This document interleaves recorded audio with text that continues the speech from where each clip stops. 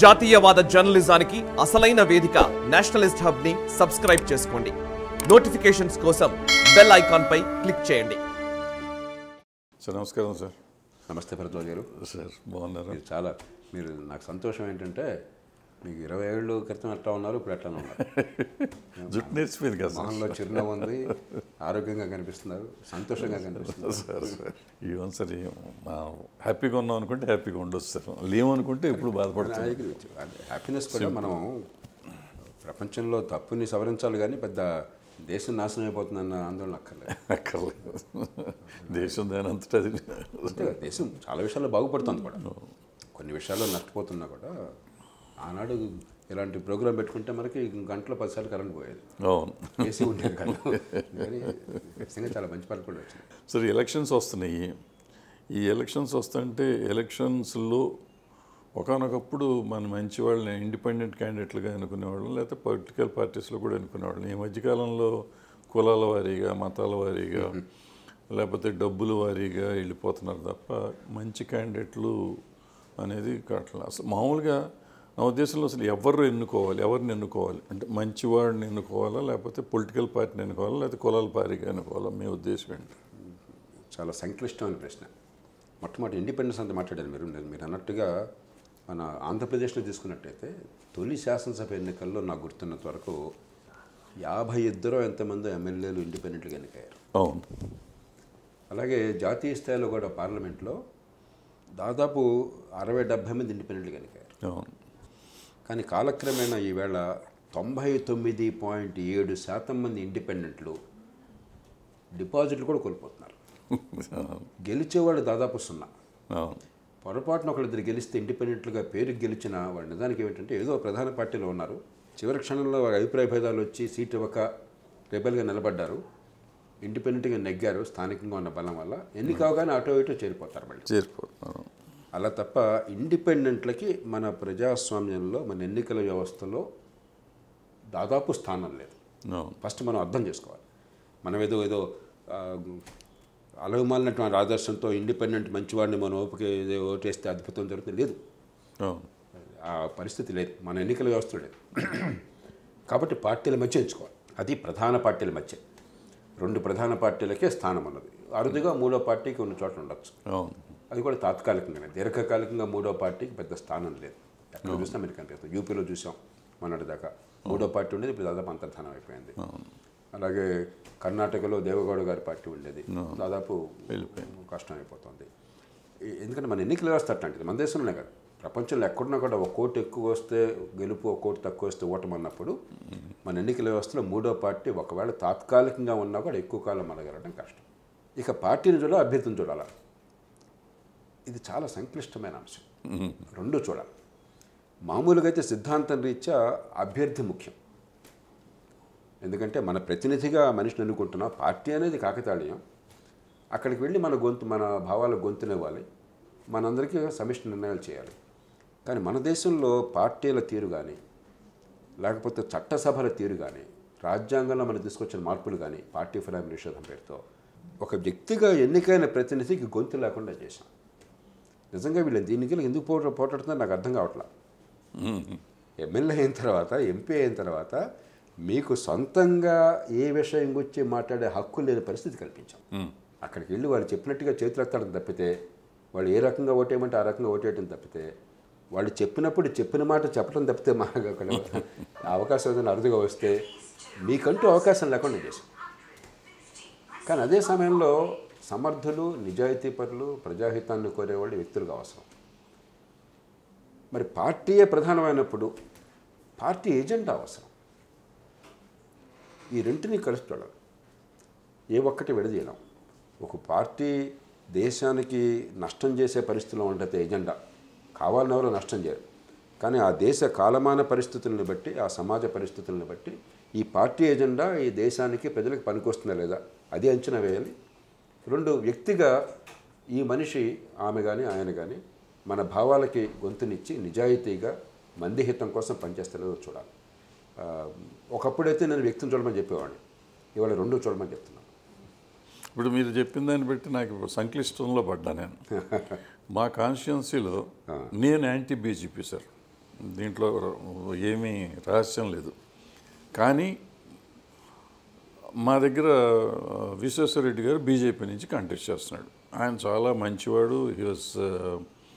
ఆయన చేసిన పనులు, మా కాన్స్టిట్యున్సీలో చేసిన పనులు కానీ, లేకపోతే ఆయన ఇంతకుముందు ఎంపీగా పనిచేసినప్పుడు పార్లమెంట్లో బిహేవ్ చేసిన విధంగా కానీ, క్వశ్చన్ చేసింది కానీ, లేదా మా కాన్స్టిట్యున్సీలో చేసినవి కానీ చూస్తే నిజంగా ఆయనకు ఓటేయాలి. ఇప్పుడు నేను బీజేపీ కాదు కాబట్టి నేను బీజేపీకి ఓటేయకూడదా? విశ్వేశ్వరరెడ్డి మంచివాడు కాబట్టి విశ్వేశ్వరరెడ్డి గారికి ఓటేయాలా? మనం ఏ పార్టీకి కూడా కట్టుబానిసగా ఉండాల్సిన అవసరం కాదు, 100% కాదు. ఆ కాలమాన పరిస్థితులను బట్టి మనం నిర్ణయం అవసరాన్ని బట్టి. మనం అందరం కూడా కాంగ్రెస్ రక్తం నుంచి వచ్చాం. అవును. మన పూర్వీకులు, మన తాతలో, తండ్రులు ఎప్పుడోకప్పుడు కమ్యూనిస్ట్ పార్టీలో ఉన్న వాళ్ళు కావచ్చు, ఇవాళ బీజేపీలో ఉన్న వాళ్ళు కావచ్చు, లేకపోతే ఇతర పార్టీలో ఉన్న వాళ్ళు కావచ్చు, మూలాలన్నీ కూడా కాంగ్రెస్ నుంచి వచ్చినాయి. అంటే దేశ నిర్మాణం కోసం, దేశ స్వతంత్రం కోసం పోరాడుతున్నాడు మా తాతగారు కాంగ్రెస్. అవును. కానీ ఈవేళ చూడవలసింది, ఈవేళ దేశ పరిస్థితుల్లో ఏ పార్టీ ఏ లక్ష్యాలని ప్రతిపాదిస్తోంది, వాళ్ళ ఆచరణ కానీ, వాళ్ళ గత చరిత్ర కానీ ఏ లక్ష్యాన్ని నిజంగా చెప్తున్నారో నోట్ల నుంచి వస్తున్నారో చెప్తారు. ఆ రకంగా చూస్తే మన పార్టీని పక్కన పెడదాం. మన దృష్టిలో ఇప్పుడు మీకు ఎందుకని బీజేపీ అంటే వ్యతిరేకత ఉంటుంది, ఎవరికి వ్యతిరేకత ఉన్న వాళ్ళకి ఇది మతతత్వ పార్టీ ఆ భావం ఉంది కదా. 100%. అగ్ర కులాలకి వత్తాసు పలుకుతుంది, బ్రాహ్మణుల పార్టీ పచ్చిగా మాట్లాడుకుందాం. బ్రాహ్మణుల పార్టీ అని అనుకోను కానీ ఎక్కువ మతతత్వ పార్టీ అనేది నమ్ముతాను నేను. కొంచెం దాని మీద విశ్లేషణ చేద్దాం మనం.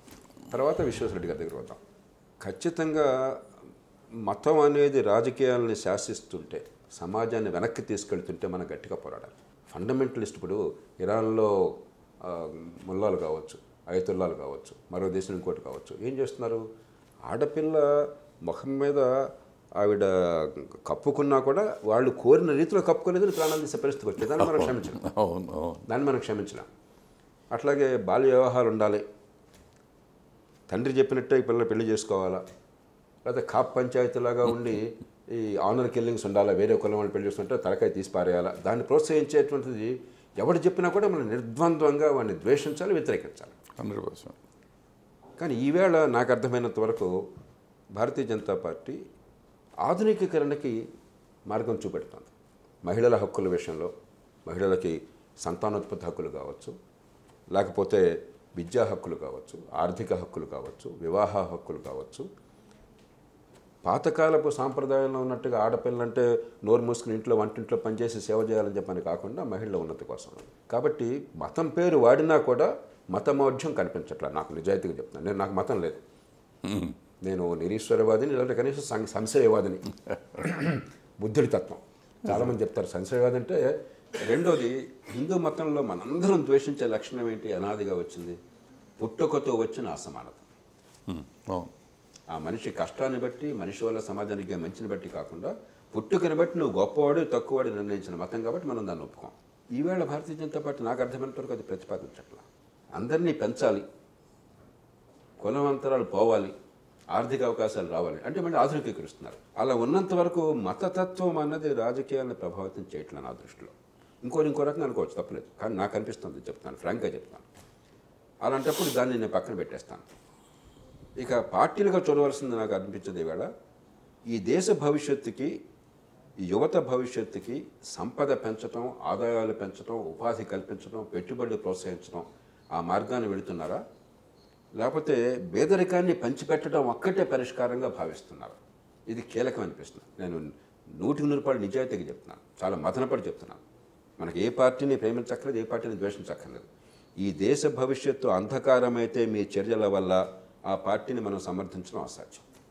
ఈ దేశ భవిష్యత్తును ఆర్థికంగా కాపాడితే, సంపద పెంచితే, మౌలిక సదుపాయాలు పెంచితే, పెట్టుబడులు పెంచితే, ఉపాధి కల్పన వస్తే, ఆత్మగౌరవం నిలబడితే, మహాత్మా గాంధీ చెప్పారు, మారుమూల సుదూరంగా ఉన్నటువంటి ఆ గుడిసెలో ఉన్న సామాన్యుని గురించి ఆలోచించు, ఏం చేయాలో వద్దా సందేహం కలిగితే. నువ్వు చేసే నిర్ణయం వల్ల అతడు తన కాళ్ళ మీద తాను నిలబడితే, అతడి జీవితం మీద అతనికి సాధికారత వస్తే నువ్వు చేసేది సరైనది. అలా కాకుండా అతను మరింత పరాధీనుడిని చేస్తే, పిచ్చగాడిగా మారిస్తే నువ్వు చేసేది సరైనది కాదు అని చెప్పాలి. నేను 100% దాన్ని నమ్ముతున్నాను. ఇక రెండోది చూడవలసింది వ్యక్తిగా విశ్వేశ్వరరెడ్డి గారు. పార్టీలు పక్కన పెట్టేద్దాం. నిజంగా సమాజంలో ఎలాంటి వాళ్ళు రాజకీయంలో ఉండాలని మనం అంతా కోరుకుంటున్నాం, కళ్ళగంటున్నాం, అలాంటి వాళ్ళు ఇంకో కొంతమంది ఉన్నారు. విశ్వేశ్వరరెడ్డి గారు ఖచ్చితంగా ఆ కోవకి చెందిన మనిషి. జీవితంలో విజయం సాధించడం తప్పు కాదు కదా. కాదు. ఆయన గొప్ప టెక్నాలజీ రంగంలో విజయం సాధించారు, బోల్డని పేటెంట్ సంపాదించారు. అవును. మరి ఆర్థిక వ్యవస్థలో నిజాయితీగా ఉన్న అవకాశాలు ఉపయోగించి సంపద సృష్టించి సమాజ అవసరాలను తీర్చి ఆయన సొంతంగా కూడా కుటుంబానికి సంపదను పెట్టుకున్నాడు. అది పాపం కాదు కదా. 100% సంపద సృష్టించేవాడిని దేవుడిగా కొలవాలి. మన దేశంలో ఏమైందంటే నువ్వు సంపాదిస్తే, సంపద సృష్టిస్తే నువ్వు విలనివి, సంపాదించకుండా దేశాన్ని దోచుకునేవాడు హీరో. అంటే అట్లా కాదు కదా. ఇప్పుడు దీంట్లో ఏంటంటే సంపద సృష్టి, ఈ మధ్యకాలంలో సంపద సృష్టి అంటే దేశాన్ని దోచుకునే వాళ్ళే సంపద సృష్టిస్తారు ఎక్కువ మంది. అంటే మీరు చెప్పినట్టు విశ్వేశ్వర రెడ్డి గారు లాంటి వాళ్ళు కాదు. వీళ్ళు ఏంటంటే స్కిల్ డెవలప్మెంట్ లాంటిది ఏదో చేసి 10 మందికి ఉపాధి కల్పిస్తూ 10 మందికి నేర్పిస్తూ వాళ్ళని కాళ్ళ మీద నిలబడేటట్టు చేసేవాళ్ళు కొంతమంది. వాళ్ళు సంపాదిస్తున్నారు, వాళ్ళు సంపాదించుకున్నారు. అది డెఫినెట్గా కావాలి, 100% ఈ దేశానికి కావాలి వాళ్ళు. అంతేగాని దొరికింది కదా అని దొరికింది అప్పలంగా తినేసేవాళ్ళు దొంగలు. కొంచెం మన పదాలు వాడినప్పుడు నిర్వచనం, డెఫినేషన్ చాలా అవసరం. నా దృష్టిలో సంపద వేరు, డబ్బు వేరు. కరెక్ట్. డబ్బుకు సమకూరిన మాత్రం చేత సంపద కాదు. నోట్లు గుద్దినా డబ్బు వస్తుంది, బ్యాంకు దోచుకున్నా డబ్బు వస్తుంది, అందరినీ మోసం చేసినా డబ్బు వస్తుంది, గవర్నమెంట్లో అన్నీ కూడా దోచుకున్నా డబ్బు వస్తుంది. సంపద అంటే సమాజం అవసరాలని తీర్చే వస్తువుల్ని, సేవల్ని ఉత్పత్తి చేయటం. కాబట్టి నేను సంపద అనే పదం వాడినప్పుడు డబ్బు అని వాడటంలా. సమాజ అవసరాలను తీర్చే వస్తువుల్ని, సేవల్ని మీరు సరిగ్గా నాణ్యతతో పోటీకి తట్టుకుని ఉత్పత్తి చేసి దానివల్ల మీరు లబ్ధి పొందితే మీ వల్ల సమాజంలో ఉపాధి వస్తుంది, అవసరాలు తీరుతున్నాయి. మీరు నిజంగా దేవుడు నా దృష్టిలో.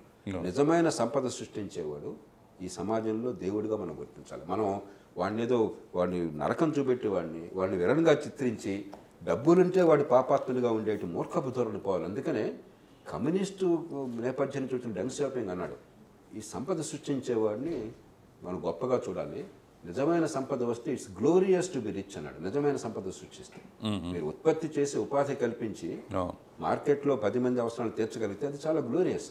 మనం ఏంటంటే ఈ కుహనా సోషలిజం అంటే మీ దగ్గర డబ్బు ఉంటే మీరు దుర్మార్గులు, వాడి దగ్గర డబ్బు లేకపోతే వాడు దుర్మార్గుడు కాదు. అది కూడా డబ్బు ఉంటుంది వాడి దగ్గర, కానీ వాడు దొంగ డబ్బు వాడిది, కాబట్టి వాడు బయటకు చూపెట్టడు. నిజాయితీ డబ్బు ఉంటుంది, వాడు బయటకు చూపెడతాడు. నిజాయితీగా డబ్బు చూపెట్టిన వాడు దుర్మార్గుడు, దేశాన్ని దోచుకుని డబ్బు చూపెట్టిన వాడు మంచివాడు అన్న పిచ్చి ఆలోచన మన దేశంలో వచ్చేసింది. ఉదాహరణకి ఈ అభ్యర్థిగా పోటీ చేసే వాళ్ళకి ఎంతెంత ఆస్తులు ఉన్నాయని లోక్సత్తా పోరాడి సాధించింది ఆ డిస్క్లోజర్ లా. అరుణ్ జైట్లీ గారు నాతో ఎప్పుడు చెప్పేవాడు, లా మినిస్టర్గా పనిచేసేవాడిని, మీరు అంత గట్టిగా పోరాడారు, నేనేమో మరి దేశంలో మంచి ప్రసిద్ధ లాయర్లు ఒకటిగా నాకు పేరు వచ్చింది, దండిగా సంపాదించాను, నిజాయితీగా సంపాదించాను, ఒక్క రూపాయి కూడా దగ్గర బ్లాక్ మనీ లేదు, ట్యాక్స్ అన్నీ కట్టాను, అవన్నీ యాంటిక్స్ పురాతన వస్తువుల మీద నేను చాలా పెట్టుబడి పెట్టాను, అవేమో బాగా రెట్లు పెరిగిపోయింది చాలా, కాబట్టి నాకు చాలా ఆస్తి కనిపిస్తుంది, అది చూడగానే జైట్లీ గారికి ఇంత ఆస్తి నేను పాపం చేసినట్టుగా మాట్లాడతారు అని పేరు చెప్పక్కర్లేదు. నా మిత్రుడు ఉన్నాడు, ఆయన దగ్గర 100 కోట్ల ఆస్తుంది అందరికీ తెలుసు, అధికారికంగా సంపాదించింది కాదు, ఆయనేమో 50,000 రూపాయలు చూపెడతాడు, ఆయన చాలా మంచివాడుగా నేను చాలా చెడ్డవాడుగా అనుకుంటున్నారు దేవుడు అని చెప్పి మనం ఇలాంటి పిచ్చిలో పడ్డాను. కొంచెం పచ్చిగా చెప్తున్నాను, నిజాయితీగా సంపద సృష్టించిన వాడిని మనం హీరోగా గమనించాలి, గౌరవించాలి. వాళ్ళ వల్ల ఉపాధి వస్తుంది, వాళ్ళ వల్ల అవసరాలు తీరుతున్నాయి. లేకపోతే ఈ కరెంట్ ఉండేది కాదు, ఈ ఏసీలు ఉండేవి కాదు, ఈ మంచి టెలిఫోన్లు ఉండేవి కాదు, ఈ వాహనాలు ఉండేవి కాదు, ఇన్ని రకాల వృత్తులు ఉండేవి కాదు, ఇన్ని ఉపాధులు ఉండేవి కాదు, ఇంత ఆదాయాలు ఉండేవి కాదు. అది మర్చిపోయి సంపద సృష్టించడమే చాలా తప్పన్న భావాన్ని మనం పక్కన పెట్టాలి. ఇక రెండోది, కొంతమంది రాజకీయాన్ని వ్యాపారంగా మారుస్తున్నారు. అసలు డబ్బు ఉండడమే అర్హత కాదు. కొంతమంది కాదు, మెజారిటీ రాజకీయ పార్టీల్లో మెజారిటీ పార్టీలు కూడా ఏంటంటే డబ్బున్న వాళ్ళనే పెద్దపీట వేయటము, డబ్బు ఖర్చు పెట్టించడము, డబ్బు నుంచి అధికారము, అధికారం నుంచి డబ్బు. కానీ మన విశ్వేశ్వరరెడ్డి గారు లాంటి వారు ఆ కోవకు చెందిన వాళ్ళు కాదు. ఉన్నది తగలేసుకుని జనహితం పెంచాలా, మనకి సమాజం బోడంత చేసింది, మనం సమాజానికి తిరిగకపోతే ఎట్లా అని చెప్పని మరి ఒక్కొక్కళ్ళకి ఒక్కొక్క రకమైనటువంటి వాసనలో ఉంటాం. మన సంప్రదాయంలో వాసన అనొచ్చు, పిచ్చి కూడా అనొచ్చు, వాసనలు ఉంటాయి. ఇప్పుడు ఏంటంటే అది తల్లిదండ్రుల నుంచి రావచ్చు, పెరిగిన వాతావరణం నుంచి రావచ్చు, నేర్చుకున్నటువంటి అంశాల నుంచి రావచ్చు, అనుభవం నుంచి రావచ్చు. కొంతమందికి ఏమో సమాజహితం, నేను బాగున్నా నాతో పాటు నలుగురు బాగుండాలి, ఈ సమాజం బాగుపడాలి, మనం ఒక్కడమే కాదని చెప్పిన భావం కొంతమంది. కొంతమంది సమాజం ఏమైనా పర్లేదు, వేటగాడి మనస్తత్వం, నేను పెరగాల, వాడు నాశనం పెరగదు. సర్వనాశనైనా పర్లేదు, నేను బాగుంటే చాలు. కాబట్టి సమాజంలో నాకు అన్నీ ఉన్నాయి, కానీ నాకున్నవి సమాజంలో అందరికి అందకపోతే ఎట్లా అని తపన. రెండోది, నాకు ఎన్ని ఉన్నా కూడా సమాజం బాగుపడిపోతే నా జీవితం కూడా అందంగా ఉండదు. నేను రోడ్ మీదకి వెళ్తే జనంలో కూడా అక్కడ చట్టం లేదు, ఎవరెవరిని పొడి చేస్తాడో తెలియదు, ఎవరెవరు దోచుకుంటాడో తెలియదు, నా జీవితం సంతోషంగా ఎట్లా ఉంటుంది, ఎంత సంపాదించినా కూడా. నేను ఎప్పుడు చెప్తుంటాను, మనకి ఎంత డబ్బున్నా, ఎంత ఆకాశం అంతే మేడ కట్టుకున్నా కూడా పక్కింటి పోరగాడిని కొట్టిన దోమ మనకే వస్తుంది, మననే కొడుతుంది. నిన్న మా శ్రీమతి అర్ధరాత్రి ఎయిర్పోర్ట్లో రిసీవ్ చేసుకోవడం వచ్చింది పాపం. వాళ్ళు ఏదో ఇండోర్ కింద పెట్టినట్టున్నారు, దోమలు దానిలో చేరినాయి. నేను ఎయిర్పోర్ట్ నుంచి ఇంటికి వచ్చేదాకా దోమలు కలుగుతాయని చెప్పి చూసుకుంటూనే ఉన్నాను నేను కార్లో. కాబట్టి దోమల నుంచి మనం తప్పుకోలేం కదా. దోమల నివారణ నా ఇంట్లో, నా కారులో మాత్రమే లేదు కదా, చుట్టూ ఉన్న పరిసరాల దోమల నివారణ కదా. ఆ మంది హితం అర్థమైన వాళ్ళు, అలా వచ్చిన వాళ్ళు ప్రజాజీవనంలోకి ఏ రంగం నుంచి వచ్చినా కూడా వాళ్ళు దేవుళ్ళు లాంటి వాళ్ళు. విశ్వేశ్వరరెడ్డి గారు ఖచ్చితంగా ఆ కోవకు చెందిన మనిషి. ఇలాంటి వాళ్ళని మనం పెంచుకోకపోయినట్టయితే, మనం అప్పుడు రోజు కోరేది అదే కదా, మన సమాజ హితాన్ని కోరేవాళ్ళు. అదే సమయంలో వాళ్ళేమి మహాత్మా గాంధీలాగా త్యాగాలు చేయాలని కూడా పర్వ సంవత్సరం, ఆ కాలం వేరు. ఆ మహాత్మా గాంధీ ఒక్కడున్నాడు అంతే, 1000 ఏళ్ళకి ఒక మహాత్ముడు వచ్చాడు. కానీ మంది హితాన్ని వ్యక్తి ఔన్నత్యంతో కలిపేవాళ్ళు లేకపోతే రాజకీయం నాశనం అయిపోతుంది. ఈవేళ రాజకీయం అంటే అసహ్యం ఉన్న రోజుల్లో అన్ని రకాలుగా అర్హతలు ఉన్నవాళ్ళు, విద్య ఉన్నవాళ్ళు, నైపుణ్యం ఉన్నవాళ్ళు, సంపద సృష్టించేవాళ్ళు, జనహితాన్ని కోరేవాళ్ళు, తమది 10 మందికి ఖర్చు పెట్టడం తప్ప 10 మంది నుంచి పొందకుండా దోచుకునే ఆలోచన లేని వాళ్ళు, వాళ్ళని పెంచకపోతే మనం ఖచ్చితంగా నష్టపోతాం. కాబట్టి నేను మీ నియోజకవర్గంలో ఉంటే, నా నియోజకవర్గం వేరు, ఖచ్చితంగా ఆయన కొట్టేస్తాను విశ్వేశ్వరరెడ్డి గారు. మనం ఇయ్యాలి, అటువంటి వాళ్ళు కావాలి. ఆయనని కాదు, ఇప్పుడు ఈయన ఈ పార్టీలో ఉన్నాడు, వేరే పార్టీలో ఎక్కడన్నా మంచివాళ్ళు ఉంటే మంచి వాళ్ళకే ఎత్తుక్కుని వేసుకుంటంలో మన అదృష్టం, అలా ఎత్తుక్కుని వేసుకోవాలనుకుంటే విశ్వేశ్వరరెడ్డి గారు లాంటి వాళ్ళని ఎత్తుక్కోవాలి. మన అదృష్టం కొద్దీ అన్ని పార్టీల్లో మంచి వాళ్ళు ఇంకా ఉన్నారు, మంది లేకపోయినా కూడా ఉన్నారు. విశ్వేశ్వరరెడ్డి గారికే ఓటేయమంటారు మీరు మమ్మల్ని. నేనుంటే అక్కడ ఆయనకి ఓటేస్తాను. డెఫినెట్గా అంతే కదా, మంచివాళ్ళు కావాలి. ఇప్పుడు నేనే పొలిటికల్ పార్టీ కదా, నేను యాంటీ బీజేపీ అన్నాను, కానీ నాకు వాళ్ళ సిద్ధాంతాలు నచ్చలేదు కాబట్టి వాళ్ళకి వేయనన్నాను తప్ప, నాకు క్యాండిడేట్ కావాలనేది ఎప్పుడైనా దేశ భవిష్యత్తు ముఖ్యం. దేశం కంటే కూడా మనం ఇది ఒక ఎంపీ వస్తే దేశం మారిపోతుందని నేను నమ్మను. అట్లీస్ట్ ఒక ఎంపీ మనవాడు గెలిస్తే మన కాన్స్టిట్యుయెన్సీ ఎవరికన్నా బాగు చేస్తాడనేది అయితే నమ్ముతాను నేను. సో విశ్వేశ్వరరెడ్డి వస్తే డెఫినెట్గా ఎంతో కొంత ఇంతవరకు చేశాడు, ఇంతకుముందు ఎంపీగా ఉన్నప్పుడు, ఇప్పుడు చేస్తాడని ఆశిస్తున్నాను. చేస్తాడు కూడా, ఎందుకంటే అతనికి ఆ యావ ఉంది, ఆ తృష్ణ ఉంది ఆయనకి. సో ఆయన చేస్తాడు కాబట్టి ఆయనకే ఇస్తూ. ఒకటి వ్యక్తిగా ప్రతినిధిగా ఆయన చేసే పనులు, దానిలో అనుమానం లేదు. రెండు, ఒక ఎంపీ అయిన తర్వాత దేశంలో కూడా వాణి వినిపించాలి, పరిపాలనలో భాగస్వామి కావాలి. అలాగే అసెంబ్లీకి ఎన్నికైనట్టయితే రాష్ట్ర విధానం పట్టించుకోవాలి. ఎమ్మెల్యే కేవలం నియోజకవర్గానికి రాజు కాదు, లేదా ఎంపీ లోక్సభ నియోజకవర్గానికి రాజు కానే కాదు. ప్రజల అవసరాలు తీర్చాలి, ప్రజల భావాలు గొంతుకునేవాలి. కానీ ఈ దేశంలో సమగ్రంగా పరిపాలన, మంచి విధానాల కోసం పట్టుబట్టాలి. ఆ శక్తి, ఆ సంపద సృష్టి పట్ల అవగాహన ఉన్నటువంటి మనిషి. ఇవాళ మిగతా విషయాలు ఎట్లా ఉన్నా కూడా ఆయన పార్టీ కూడా ఆ విధానాన్ని ప్రకటిస్తుంది. కాబట్టి ఇక్కడ రెండు కలిసినాయి మనకి, ఏ రకంగా కూడా సందేహం లేదు.